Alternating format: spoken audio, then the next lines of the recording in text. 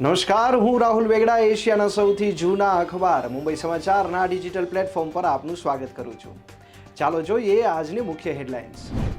રાષ્ટ્રપતિ દ્રૌપદી મુર્મુએ ઇસરોની ટીમ ચંદ્રયાન 3ને સાયન્સ ટીમ એવોર્ડ એનાયત કર્યો.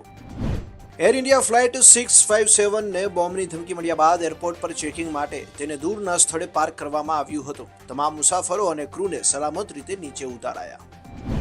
અમૂલને વિશ્વની સૌથી મજબૂત ફૂડ બ્રાન્ડનો દરજ્જો મળ્યો. કંપનીને AAA+નું રેટિંગ મળ્યું. કંપનીની બ્રાન્ડ વેલ્યુમાં 2023થી 11%નો વધારો જોવા મળ્યો.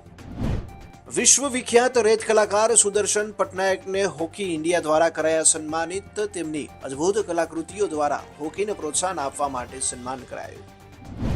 પદ્મ પુરસ્કારો માટે નોમિનેશનની છેલ્લી તારીખે 15 સપ્ટેમ્બર 2024. પદ્મ પુરસ્કારો માટે નામાંકન નેશનલ એવોર્ડ પોર્ટલ awards.government.in પર જ ઓનલાઈન પ્રાપ્ત થશે. ગાંધીનગરમાં મુખ્યપ્રધાન ભૂપેન્દ્ર પટેલની અધ્યક્ષતામાં કેબિનેટની બેઠક. સૌરાષ્ટ્રના પાક નુકસાનીનો સર્વે, મંકીપોક્સ વાયરસ અંગે કેન્દ્ર સરકારની ગાઈડલાઈન સહિતના મુદ્દે સમીક્ષા. અમદાવાદમાં છેલ્લા અઠવાડિયાથી ભારે ગરમી બાદ વરસાદનું આગમન. વરસાદ થતા વાતાવરણમાં ઠંડક પ્રસરી. રાજકોટના લોકમેળાની તૈયારીઓને આખરી ઓપ. અગ્નિકાંડ બાદ મેળાની સુરક્ષામાં વધારો કરવામાં આવ્યો. 14 વોચ ટાવરથી રખાશે નજર. 5 એમ્બ્યુલન્સ અને 5 ફાયર ફાઇટર રહેશે સ્ટેન્ડ બાય.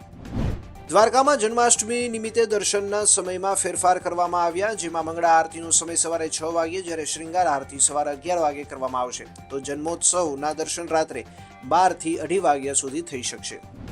જન્માષ્ટમી પહેલા રાજકોટ જિલ્લા દૂધ ઉત્પાદક સંઘે પશુપાલકોને ભેટ આપી.